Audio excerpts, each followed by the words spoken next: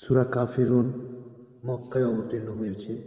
মাত্র ৬ আয়াতের অতি গুরুত্বপূর্ণ এই সূরাটি। শানে নজর হলো যে মক্কায় যখন কুরাইশ নেতারা ইসলামের বিরুদ্ধে বিভিন্ন ষড়যন্ত্র করছিল এবং হযরত মুহাম্মদ সাল্লাল্লাহু আলাইহি ওয়াসাল্লামকে তাদের ধর্ম মূর্তি পূজা ত্যাগ করতে তাদের সঙ্গে যোগ দেওয়ার জন্য প্ররোচিত করছিল এবং প্রেসার সৃষ্টি করছিল, তখনই আল্লাহ তাআলা এই সূরাটি নাযিল করেন। এই সূরার মাধ্যমে আল্লাহ তাআলা মুসলিমদের আদর্শিক দৃঢ়তা, নিজস্ব বিশ্বাসে অবিচল থাকার এবং কুরাইশদের প্রস্তাব প্রত্যাখ্যান করার নির্দেশ দেন। কুরাইশ নেতারা হযরত মুহাম্মদ সাল্লাল্লাহু আলাইহি ওয়াসাল্লামকে নিজেদের ধর্মে অর্থাৎ মূর্তি পূজা ও ইসলাম বিরোধী কার্যকলাপে যোগ দেওয়ার জন্য অকঠোর চাপ সৃষ্টি করেন। তখন এর জবাবে আল্লাহ তাআলা এই সূরাটি নাযিল করেন, যা ছিল একটি অকাট্য ঘোষণা। বিসমিল্লাহির রহমানির রহিম। আজকের সূরাটি সূরা কাফিরুন। কাফিরুন অর্থ অবিশ্বাসী গোষ্ঠী। পবিত্র কুরআন শরীফের ১০৯ নম্বর এই সূরাটি খুবই গুরুত্বপূর্ণ।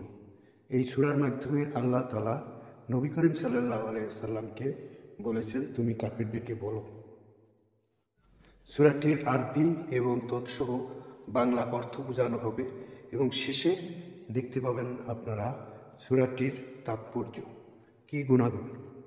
আর এই ভিডিওতে দেখতে পাবেন লন্ডন সেন্টারের প্রসিদ্ধ এলাকা, লিভারপুল এলাকা, ফরেস্ট গেট এলাকা, মনোমুগ্ধকর লন্ডন সিটি। বিসমিল্লাহির রহমানির রহিম। দয়াময় পরম দয়ালু আল্লাহর নামে।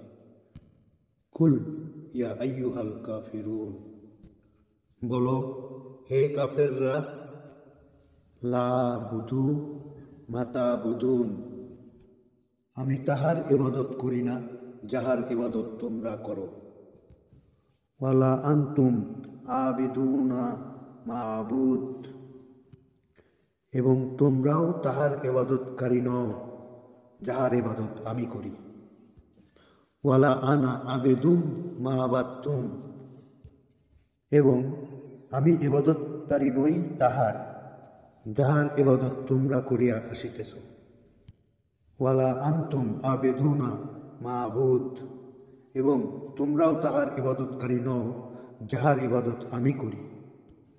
লাকুম দীনুকুম ওয়ালিয়া দীন, তোমাদের দিন তোমাদের, আমার দিন আমার। এই সূরার মাধ্যমে আল্লাহ তাআলা পরিষ্কার বুঝিয়েছেন যে ইহুদিরা এবং আমরা যে যার যার ধর্ম করে, কারোর ধর্মের প্রতি কোনো বাধা দেওয়ার কোনো যুক্তি নাই। আমাদের ইসলাম ধর্মের নিষেধ, যেটা নিয়ে সমাজে হানাহানি করে, বাধার সৃষ্টি করে, এরকম প্রোপাগান্ডা করে আসে। আসলে মুসলমানদের হাদিস অনুসারে, কোরআন অনুসারে অন্য ধর্মীদের বাধা দেওয়ার কোনো এখতিয়ার নাই। অতএব মুসলমানরা অন্য ধর্মাবলম্বীদের কার্যক্রমে কখনোই বাধা দিতে পারে না। অতএব তাদের ধর্ম তারা করে, আমাদের ধর্ম আমরা করি। সূরাটির বিশেষ ফজিলত হলো, এই সূরা পাঠ করলে শিরিক গুনাহ হতে মুক্ত পাওয়া যায়, শিরিক থেকে বিরত রাখে।